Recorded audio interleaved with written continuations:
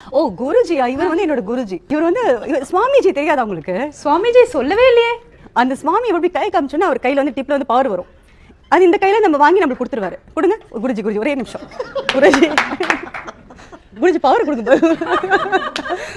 இப்படி கொடுத்தல அப்பாடா வந்துச்சு பாருங்க பவர். இது வந்து இன்னும் ஒரு 4-5 வருஷத்துக்கு ஆகும். இவர் எவ்ரிடே காலையில் எழுந்து ஒர்க்குன்னு இவர் மட்டும் ஃப்ரெஷ்ஷாகவே இருப்பார். எப்பவுமே ஃபுல் எனர்ஜி. எப்பவுமே ஒரு ஃப்ரிட்ஜில் வச்சு ஆப்பிள் பழம் மாதிரியே இருப்பார். எப்படி உங்களால் முடியும்? எப்படி உங்களால் மட்டும் அப்படி முடியுதுன்னு கேட்டால், நான் வந்து சுவாமிஜி எனக்கு குரு வந்துட்டு மேலேருந்து பவர் கொடுக்குறாருன்னு. எனக்கு அந்த பவர் வேணும்னு ரொம்ப ஆசை. ஸோ டெய்லியும் கெஞ்சம் எனக்கு கொஞ்சம் அந்த பவர் கொடுங்க, அந்த பவர் எப்படியாவது கொடுங்கன்னு சொல்லுன்னா, இருங்க நான் குருஜிட்டு கேட்டு சொல்கிறேன் அப்படியே நிற்பார். இன்னட்டு யோசிச்சுட்டு இன்றைக்கி வந்து எனக்கு வரன் கொடுக்கல, நாளைக்கு வந்து உங்கள் மேபி ட்ரை பண்ணி இந்த மாதிரி போயிட்டு இருந்தது. ஸோ ஒரு நாள் வந்து அப்படி கை பிடிச்ச உடனே ஓகே அப்படின்னு கை காமிச்சாரு. பார்த்து நிஜமாக பவர் இருந்துச்சுங்க. அப்படி வானத்துலேருந்து அப்படி லைட் வந்து ஒரு கையில் விழுந்தது. ஆமாம் இருங்க, நீங்க நம்ப மாட்டீங்க. நான் வந்து வேற மாதிரி போகுது. அப்படிதானே இருக்கு. இல்லங்க, இப்பதான் நான் பாத்துட்டு வந்தேன். இங்க பாருங்க, இந்த குருஜியோட போட்டோ நீங்க பாருங்க. நான் போய் சொல்றேன்னா இங்க பாருங்க, ப்ரூஃப் இருக்கு. குருஜி இங்க பாருங்க, இது தெரியாம போயிடுச்சு எனக்கு. எப்படி பாருங்க முட்டி போட்டு நான் பாருங்க மக்களே அங்க பாருங்க, பயங்கரமா இருக்கு குருஜியோட.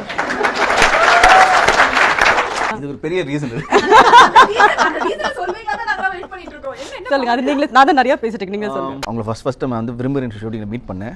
ரேகிங் சொல்லுவேன். நான் காலேஜ் போனது இல்லைங்க. அதனால வந்து ரேக் பண்ணுறது வந்து ஒரு காலேஜுக்கு வந்து ஒரு நியூ கமர் வந்து ஃபர்ஸ்ட் அந்த ஃப்ரெஷர்ஸ் வரும்போது அந்த சீனியர்ஸ் என்ன பண்ணுவாங்க, டேரக்டர் வந்து என்ன பண்ணாருன்னா எங்களை வந்து ரொம்ப சின்சியராக வேலை செய்ய வச்சார். மறக்க முடியாத ஒரு சீக்வன்ஸ், நான் மறக்க முடியாது, இவங்களும் மறக்க முடியாது. என்னன்னா நாட்டு மந்தை இருக்குங்க,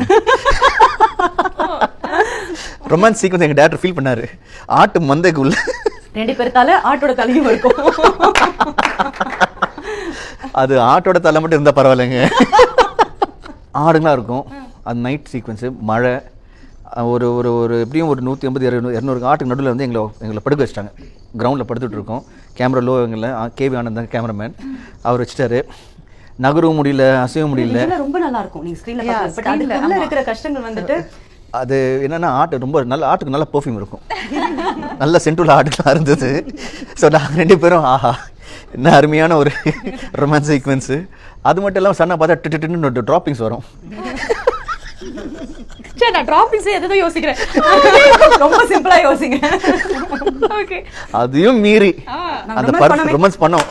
ஸோ அங்கே அந்த மாதிரி கஷ்டமான டைமில் கூட வந்து இந்த மாதிரி ஹியூமரோட the way we interacted that made it easy for us. As actors வந்து வெளிலேருந்து பார்க்க ரொம்ப டிஃப்ரெண்ட்டாக இருக்கும். பட் அந்த நான் சொன்ன ஒரு சீக்வன்ஸ் இந்த மாதிரி நிறைய இருக்குது. பட் அதையும் மீறி வந்து இவங்க வந்து ஷீஸ் லவ்லி பர்சன். நான் சொன்ன மாதிரி ஃப்ரெண்ட்ஷிப் வி ஷேர். ஒரு ஆக்டராக ஒரு மிகப்பெரிய ப்ளஸ் பாயிண்ட் என்னென்னா, ஒரு சாமானிய மனுஷன் சில விஷயம் பண்ண முடியாது, அது எங்களால் பண்ண முடியும். உதாரணத்துக்கு லண்டனில் போய் கோழி சூப் வைக்க முடியுமா? வைக்க முடியாது.